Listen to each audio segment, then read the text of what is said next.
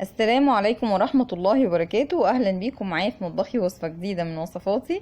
معاكم شيماء عزب، وإن شاء الله النهاردة من مطبخي هنعمل البرك التركي بالجبن. تشكيلة كده من الجبن بطريقة مختلفة وجديدة وسهلة جدا.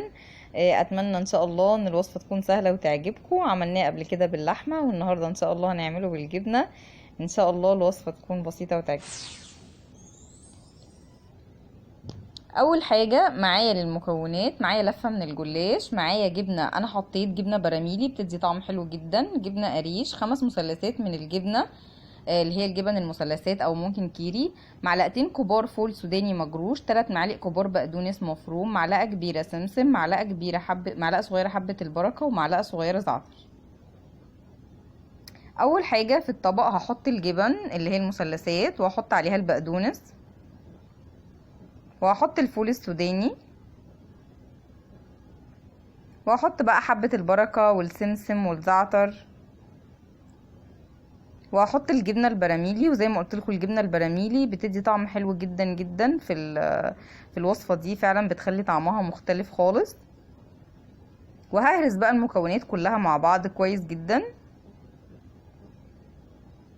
لحد ما تتجانس. بعد كده جبت الصينية اللي انا هشتغل فيها، دهنتها كويس بالزبدة او بالسمنة او سمنة وزيت او زبدة وزيت زي ما انتوا عايزين، اي مادة دهنية. بعد كده جبت ورقة من الجلاش فردتها بالشكل ده، وبدهنها بقى برضو بخليط الزبدة، زبدة وزيت زي ما قلت لكم، او اي نوع او اي مادة دهنية عندكم متوفرة. بعد كده بوزع خليط الجبن بالشكل ده،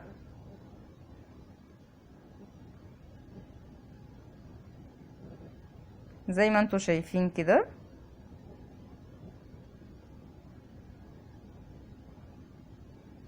يعني بوزعه بطريقة عشوائية، مش بشكل معين يعني. بعد كده بقى هبدأ اكشكش الورق كده بالشكل ده،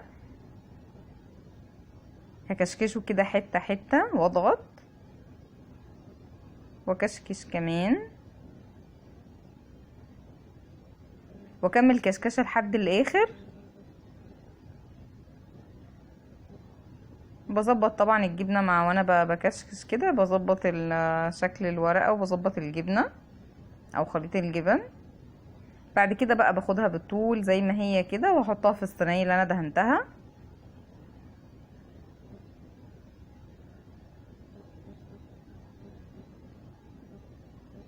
وهكمل بقى بنفس الطريقة، هجيب ورقة ورقة او ورقتين مع بعض، هدهنهم بالزبدة السايحة، وبعد كده هحط الجبن بطريقة عشوائية، وهرجع وهبدأ اكشكشها تاني.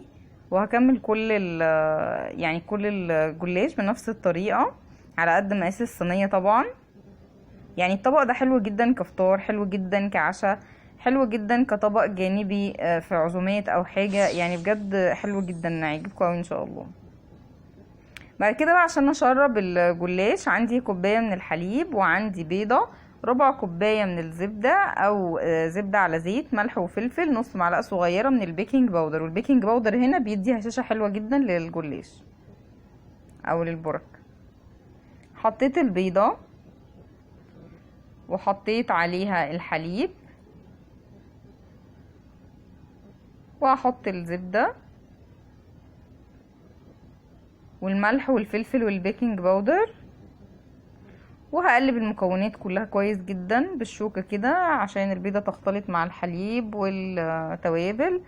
قلبتها كده كويس لحد ما اتجنست.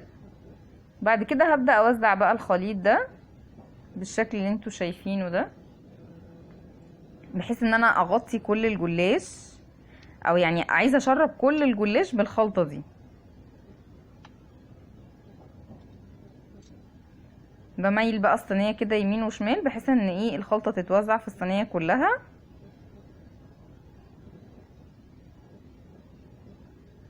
بعد كده بقى هقطعها بالطول كده، هقطعها قطع بالطول حسب المقاس اللي انتوا عايزينه.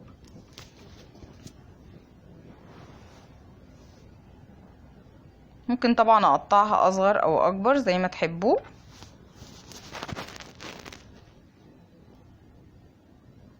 يعني انا قطعتها تقريبا على 4، دي صينية بايركس متوسطة. بعد كده دخلتها الفرن على درجة حرارة متوسطة لحد ما خدت معايا اللون التحفة ده. شكلها تحفة جدا جدا وطعمها احلى بكتير. اتمنى ان شاء الله ان الوصفة تعجبكم. ما تنسوش بقى لو مش مشتركين في القناة تشتركوا فيها وتفعلوا الجرس عشان يوصلكوا كل جديد. وكمان ما تنسوش تعملوا لايك وشير، والف هنا والسلام عليكم ورحمة الله وبركاته.